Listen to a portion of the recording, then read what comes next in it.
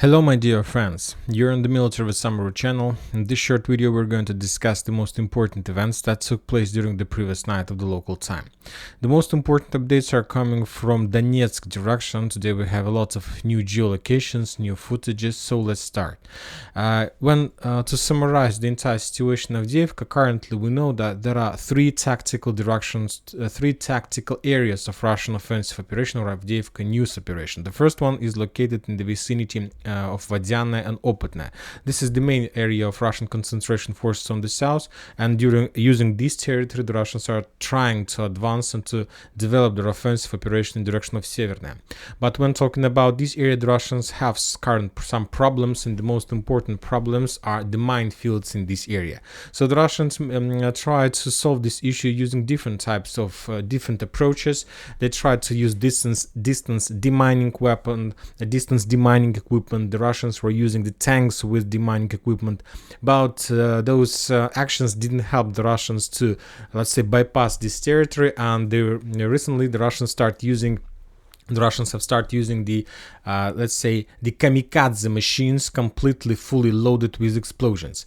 The author of this video tells that the Russians were sent this vehicle in direction of Ukrainian trenches, but as I understand, the Russians were trying to destroy the mine like fields and to clear the territory before the further offensive operations. So this is the current situation in the south.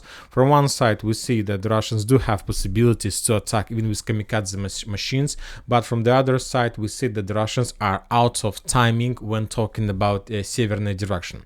The Ukrainians, from their side, to prevent and to slow down the Russians, try to develop their offensive operation in direction of on the line between Pervomaisk and Peski. And as you can see, most of the mappers have already updated their map, showing that this territory, this part of Pervomaisk, probably was recaptured by the Ukrainians as a result of counter-offensive operation.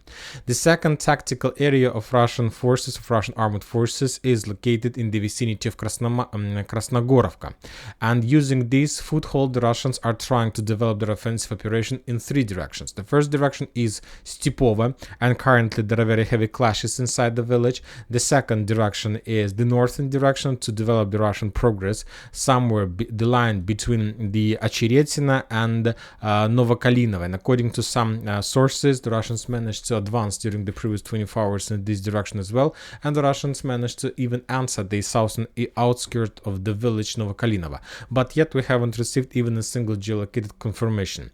The only thing we have is the Ukrainians' FPV drone bombardments of Russian positions along the railways, which confirms for the 100th time in a row that this territory is under complete Russian control. And the final direction of Russian attack is to the south of Krasnogorovka, and there are also few directions, like the first one is attacks in direction of chemical plant, and the attacks in direction of the let's say residential area, let's say on the south of Terikon. When talking about a chemical plant, the Russians continue bombardments of this territory. The Russians are using FAB 500s, flamethrower systems, so the Russians are doing and trying to use everything they can to slow ease the movements and progress of the Russian offensive forces. If you remember, yesterday we discussed the video of Russian storm against some first buildings in this area, yet we haven't received any confirmation or updates regarding all those attacks. But some mappers have already updated the territories and maps around the Terikon, and showing that the Russians managed to establish control over a few more tree lines and a few more trenches on this direction. So we are following these mappers as well, and we update the military summary map showing some Russian progress to the south of Terikon. And probably the most effective, the most successful area of Russian offensive operation is the territory on the southern part of Avdiivka. As you can, this is the previous version of map that we saw yesterday, but according to information we have, the Russians, as a result of offensive, as a result of penetration, probably as a result of collapse of entire Ukrainian defense, managed to establish control over another part of the industrial area. So basically, according to some sources, the Russians established control over this territory, or at least the let's say the edge Russian forces managed to bypass the Ukrainian defense belt to the north and to cut the main supply road, one of the supply roads that goes from for example, pump station to the mainland of Avdiivka. And this conclusion was made by most of the mappers based on this video. On this video we can see how the Ukrainian FPV drone, we will not watch this video till the end because of casualties and because of like violence, too many blood on this video. On this video we might see the bombardments with FPV drone of Russian soldier in this position. If you have access to the map using Patreon, you can watch this video entirely. So according to the latest geolocations, the Russians, of course, that wasn't like the real Russian army. It's like real Russian army, but it's something like a sabotage group that were sent to the further to cut the roads, to make some ambushes, to make some traps for the Ukrainian army. And so this is the edge Russian position that was geolocated as for now. So we see that the Russians' main goal is to cut the main supply roads, to cut the Yasinovata line, this Yasinovata Street, and basically to encircle the Ukrainian forces who are currently located in this area. So the situation is getting worse and worse for the Ukrainians, and we'll see. And obviously today, maybe the next few days, by the end of this weekend, we're going to receive the final update of establishing complete control over the southern fortification area. I'm talking about this territory, and the Russians will be able to start clashes inside of Avdiivka, inside of this village part, let's call it like this. Now we're moving further. So this is, one more time, this is the third operational tactical area of Russian forces, and this is the entire Avdiivka news operation to attack the Ukrainians from three directions, from three tactical area in many directions. During the previous night and days, the Russians continue attacking and hunting the Ukrainian artillery forces in the vicinity of Ocheretivate using Lancet drones and probably new type of drone like Scalpel. As a result of those strikes, significant number of armored vehicles and artillery systems of the Ukrainian forces were destroyed. Now we are moving further to Gorlovka area, and today we got the first confirmation, normal video confirmation that tell us that Ukrainians, as a result of unexpected offensive operation, managed to establish control over this landfill. On this video we see how the Russian forces were bombing and attacking the Ukrainian forces on the landfill, and then the Russian soldiers zoomed in the camera, and in the final seconds of this video we're gonna see the movements of the Ukrainian infantry and soldiers along these trenches. So the Terikon, this landfill, is under complete Ukrainian control, and that happened as a result of unexpected offensive operation from the Ukrainian side.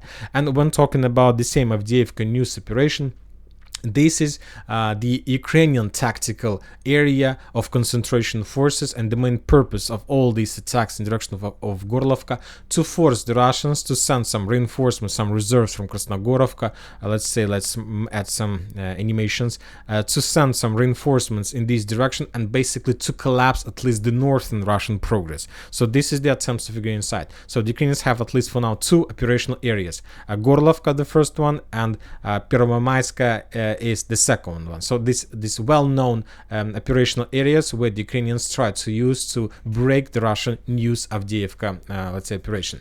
Now we are moving to Bakhmut direction, and we have lots of updates from this territory as well.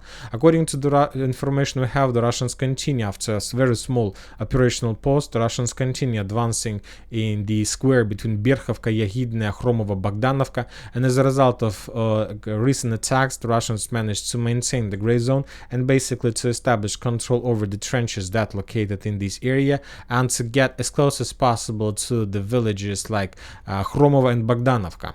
Furthermore, the Russians published the video of serious attacks against the interceptions of road that located on the eastern edge of Bogdanovka, so we can say that this is the beginning of artillery preparation before further attempts to enter the village and the further attempts to assault this village by the Russian forces. So obviously the next Russian goal is to take control over this small gray cloud, which will allow the Russians to start the battle for Bogdanovka itself. And of course this strategical strategical village, if the Russians can take control over this territory, we can start talking about the beginning of collapse of Chasov Yar.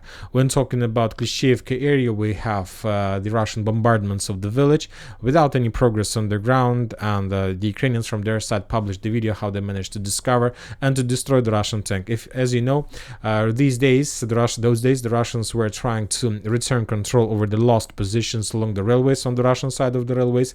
But as we can see, currently the Russians haven't managed to get success. Currently, they're still in the process of this operation. Now we are moving to the north, and we have very interesting updates from Spirne.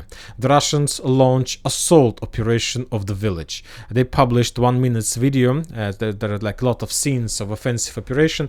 The Russians were using significant number of tanks, artillery forces. So basically, and there are very high chances that the Spirne has fallen. And maybe today we're going to receive updates that as a result of offensive operation, the entire village was captured by the Russians. At least the author of this video claims that as a result of these clashes, of these attacks that you might see on this video, some parts of Spirne was fell and was captured by the Russians. So we need more details and updates, but something tells me that the question of Spirne has ended.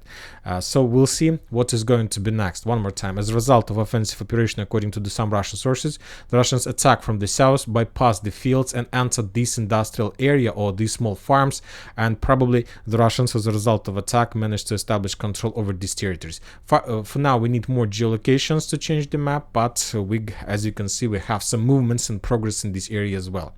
Now we are moving to Lyman direction and Kupinsk direction. For the previous few days, we've got finally we got some geolocation, just a small geolocation to clarify the combat line. In this video, we see how the Russian armored vehicle from one position was attacking the Ukrainians in the opposite position. So we're using this video just to clarify the combat line and to clarify the edge positions of the Ukrainian forces and the edge positions of the Russian forces. So no changes on the ground. And very interesting updates are coming from Kislovka-Kotlarovka area.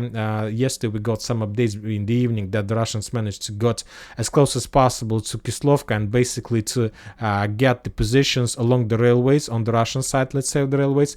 But later this morning, before I start making this video, we got another update that as a result of clashes in the vicinity in Ivanivka, the Russians managed to force the Ukrainians to step back. So recently the Ukrainians had their edge positions along this line, but as a result of Russian pressure and Russian attacks that took place during the previous weeks, the Ukrainians were forced to step back from the edge positions on the eastern side of Ivanovka, and currently the Ukrainians took their defense on the second defense line, and they were forced to retreat from the edge positions to the central and the west edge positions of the village.